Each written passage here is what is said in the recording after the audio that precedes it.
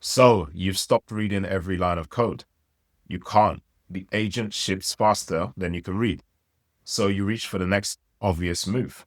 Get an AI to read the diffs for you. That doesn't work either. And the reason it doesn't work is what I want to explore in this video. If you're shipping greenfield software with coding agents, maybe you're a founder, product manager, engineer, or even a vibe coder pushing past prototype and into production, where you're going to have real users and you're completely overwhelmed by code review, you're on the right path. Let's dive in.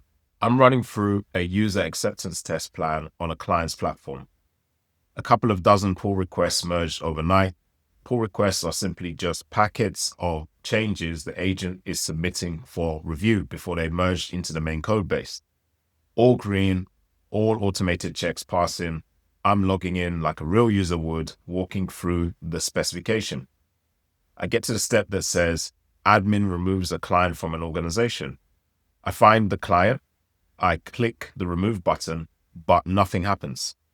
I wait, I click again. This time the page errors out, the screen flashes up, couldn't load, and I'm sitting there thinking, right, the action failed. So I navigate back, I'm 2 screens away from where I started, I'm halfway mentally writing the bug report. I open the organization again and the client's already gone. So it turns out the action had worked. First click, the endpoint had returned the 200. That's the code server send when a request works fine.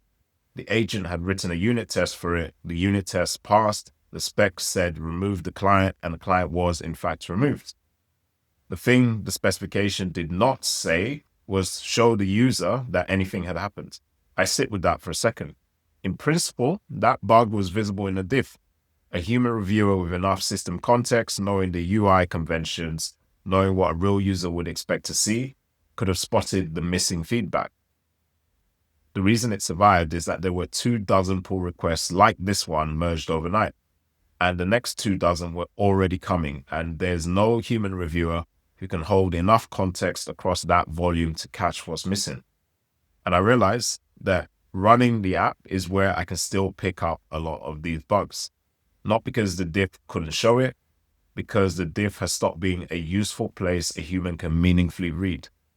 Before generative AI showed up, the human handled the whole chain of development, from the architecture to writing the specification, writing the code, reading code other people wrote, testing it.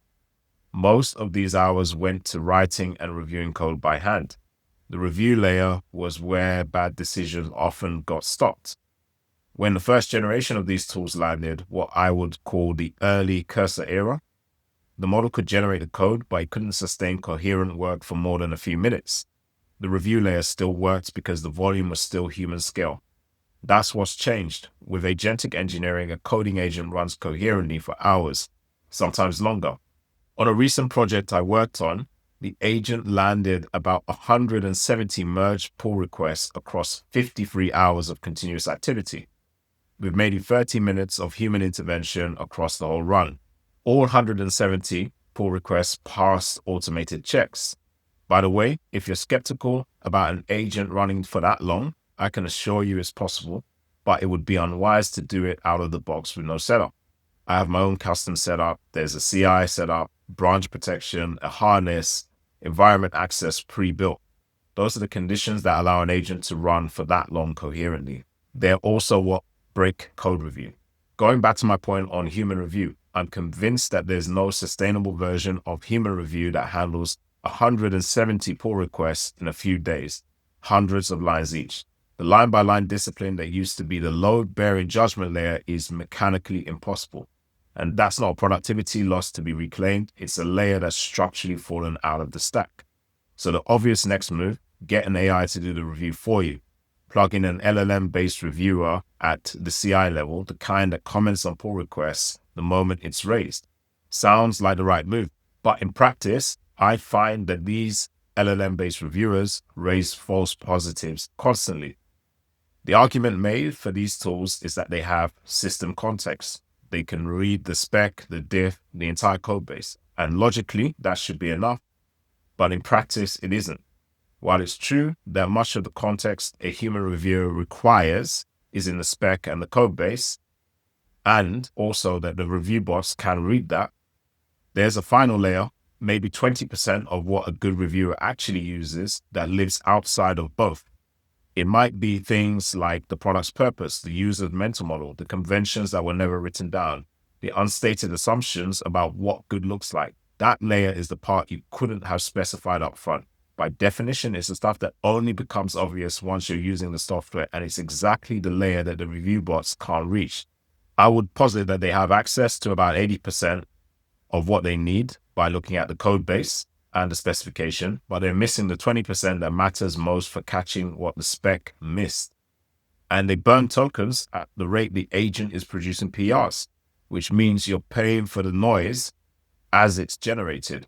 Once you've got a reviewer raising noise, the human's job becomes triaging the reviewer on top of everything else.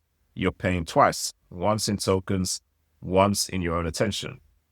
Without the layer of context that was never written down, automated review isn't review, it's just noise generation. I want to raise a caveat on LLM-based code review before I proceed. And there is one area in which LLM-based code review can be useful.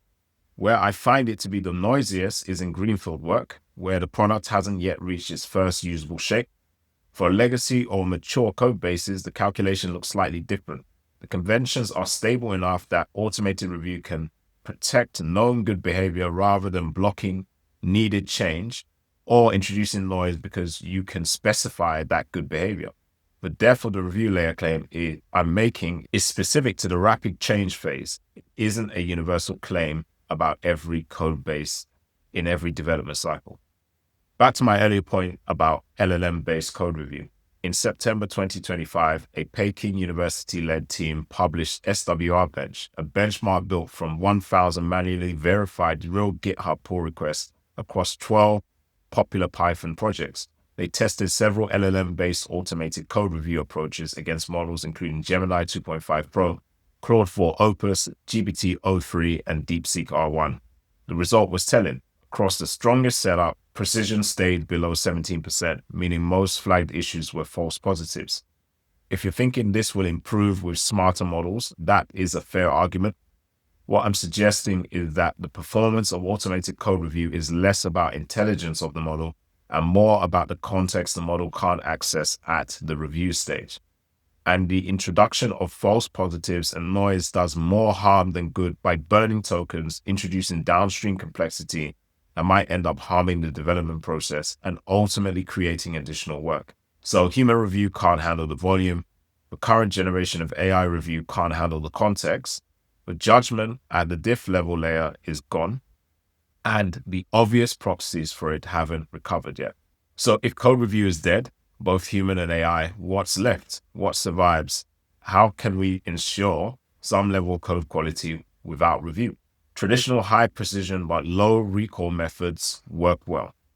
Code-based linting, type checking, and secret scanning work well with autonomous agents and are low noise. But obviously, you won't catch every bug introduced into your code. Another layer to add is proper test-first development like red-green refactor, where the agent writes a failing test, then writes the code to make the test pass before any of it goes anywhere. That kind of test attempts to force the agent to build to the specification as closely as possible. It's the layer that catches regressions. In its methodology, it forces a kind of self-review within the agent itself as it builds, but it cannot catch what the spec didn't cover. And if you've ever written a detailed specification, you know that it's rare that your specification fully defines the working system, especially on the first time of writing. There's also an additional important layer. I touched on this in my story about the user acceptance testing. A new development cycle has been enabled at the layer of the running software. Running it, watching real users hit it, spotting the gap, sharpening the spec, running it again. This can now turn faster than it ever has because the working code can be generated faster than it ever has been in the past. That iteration loop is where products actually get good. The agent unblocks it. Obsessing over line-by-line review of every diff is what kills the momentum and probably will lead to burnout. The shape of the work looks like this. The spec and the harness, the agent's working environment, are front-loaded. That's where the project starts. The agent runs unattended for the bulk of the wall clock time. Then at the end of the cycle is the acceptance testing. Yourself or a human on the platform manually working through a structured user acceptance testing plan. Automated tests verify the spec. Acceptance testing finds what the spec missed. They're testing different things, but both are necessary. Only the second requires a human. The automated layer matters, by the way. I'm not waving it off. I get the utility of browser agents using tools like Playwright, which attempt to drive a real browser the way a human would. The approach does catch a chunk of the regressions you'd see by hand. The thing you broke once and don't want to break again, automate it with browser agents. But the agent only checks what the spec told it to check. Anything the spec missed still needs the human at the keyboard. And the agents are not humans. They lack the judgment to ultimately remove that need for manual review at the running app layer. In the age of agentic engineering, where agents are producing code at alarming rates, manual review does not scale. What scales better is staying close to where the running software meets the user. That's one of the few judgment layers left, and it's the one that lets you iterate at the pace that the agent makes possible. Stop reaching for the review that volume already killed. That's the move. See you on the next one.